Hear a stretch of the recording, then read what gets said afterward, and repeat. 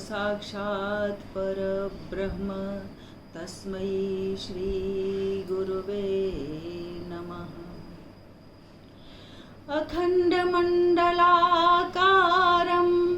व्याप्तं येन चराचरं तत्पदं दर्शितं येन तस्मै श्री गुरुवे नमः। अज्ञानतिमिरान्धस्य ज्ञानाञ्जनशलाकया चक्षुरुन्मीलितं येन तस्मै श्री गुरुवे नमः।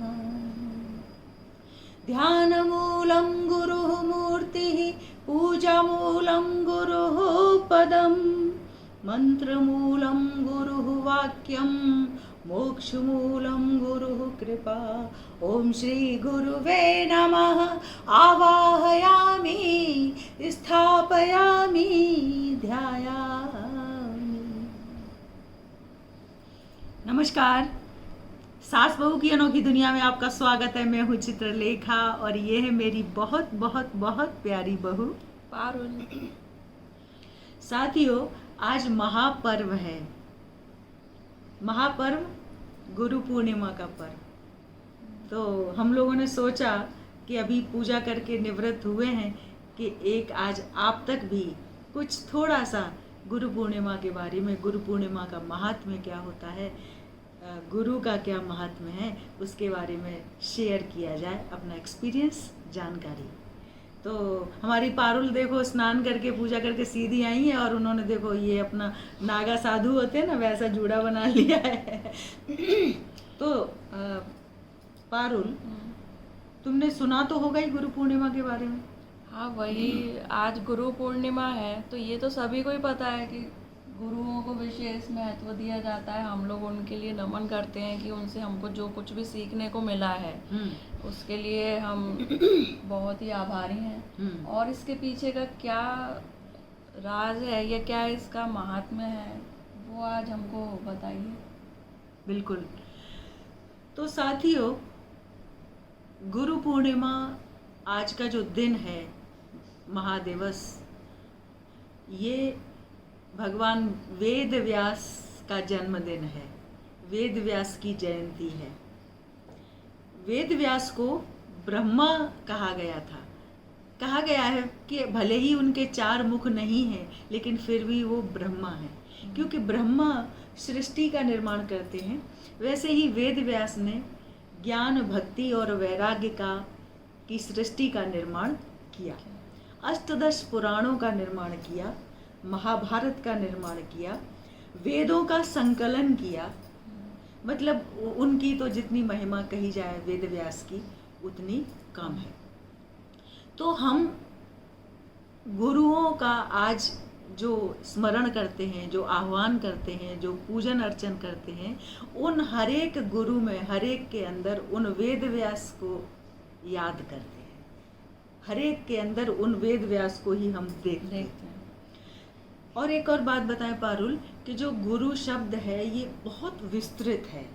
ये मान लीजिए गुरु का मतलब भारी, गुरु का मतलब सफाई करने वाला, गो मतलब गंदगी और रू का मतलब साफ करने वाला।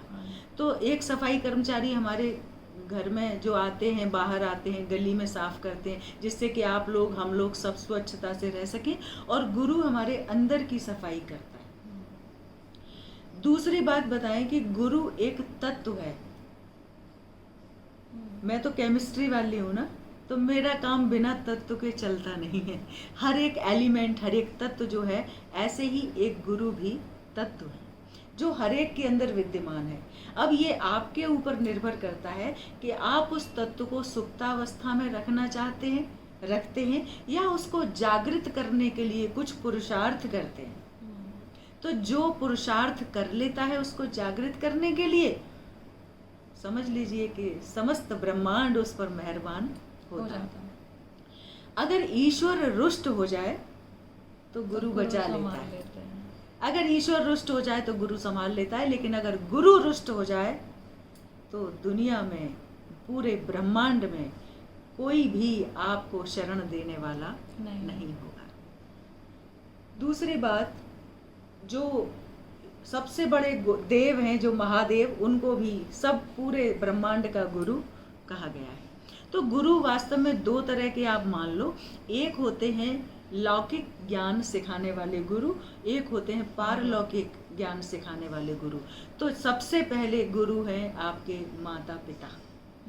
कहते हैं ना, पहली गुरु माता होती है। तो आज साथियों, सब लोग, सबसे ये करबद्ध निवेदन है कि अपने अपने माता पिता के चरणों में शीश नवाएं और हमेशा उनके आज्ञा का पालन करें और उनका ध्यान रखें।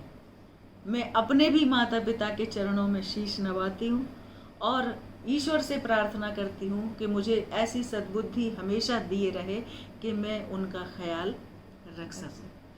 तो सबसे पहली गुरु, और बताएं तुम्हें, पिता भी गुरु होता है। लोग कहते हैं ना कि माता पहली गुरु है, माता गुरु है और बाकी फिर बाद में दूसरे गुरु।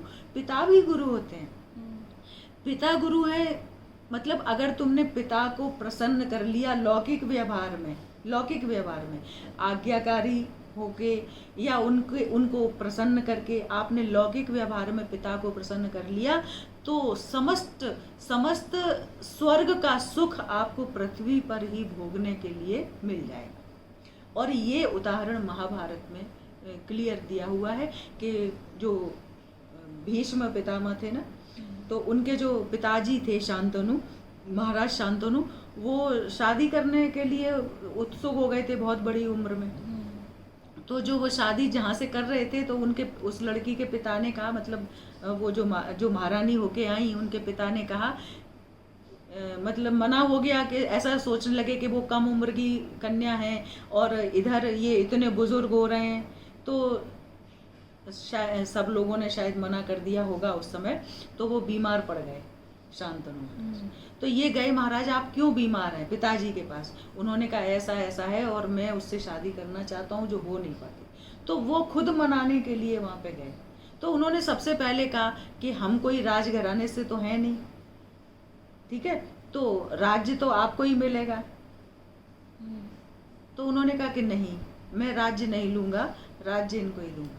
तो बोले कि आप शादी करोगे, फिर आपके बच्चे होंगे, आप नहीं लोगे राज्य। तो वो लड़ भिड़ के, वो राजसी डीएनए अलग बात होती है ना, तो वो लड़ भिड़ के हमारे इसके बच्चों से ले लेंगे। तो उन्होंने कहा कि मैं भीष्म प्रतिज्ञा लेता हूँ कि मैं आजन्म ब्रह्मचारी रहूंगा।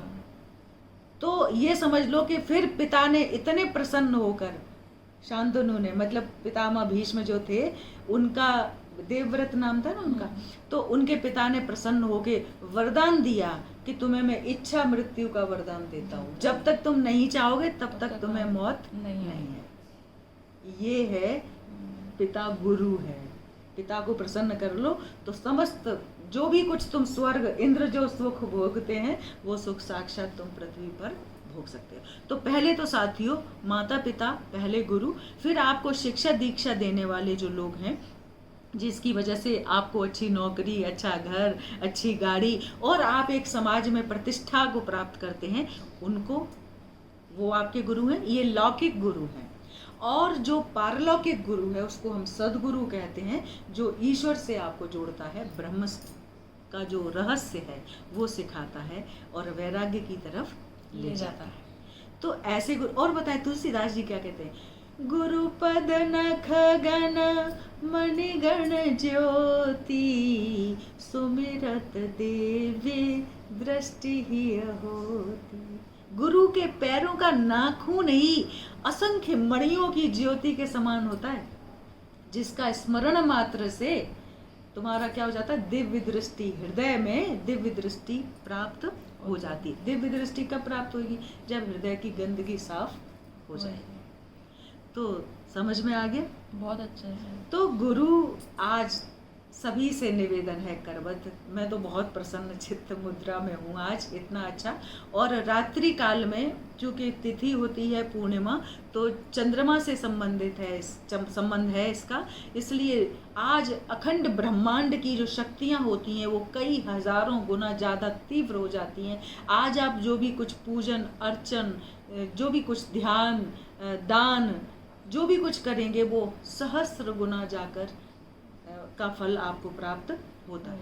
तो आप साधना करें और रात्रि में भी सोने से पूर्व एक बार फिर से अपने समस्त जो अखंड मंडलाकारम व्याप्तम येन चराचरम, जो हर में, पशु में, पक्षी में, पत्ते में, बेल में, फूल में, सब में व्याप्त है, उसको कहाँ से अलग करोगे आप? अलग नहीं है उसको। आप सिर्फ एक व्यक्ति के रूप में मत देखो, वो अखंड मंडलाकारम है, पूरे ब्रह्मांड में व्याप्त है। ऐसे गुरु को मैं नमन करती हूँ, मैं प्रणाम करती हूँ और प्रार्थना करती हूँ कि मुझे हमेशा सद्बुद्धि देके और अपने चरणों में बनाए रखे।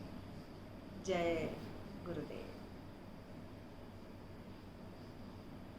अब सब लोग ऐसे अच्छे अच्छे वीडियो देखते रहेंगे, तो आप बताइए क्या करना है। ऐसी जानकारी मिलती रहे आपको, इसलिए हमारा चैनल ज़्यादा से ज़्यादा सब्सक्राइब करें, शेयर करें, बेल आइकन पे क्लिक करें और खूब एंजॉय करें हमारी वीडियोस।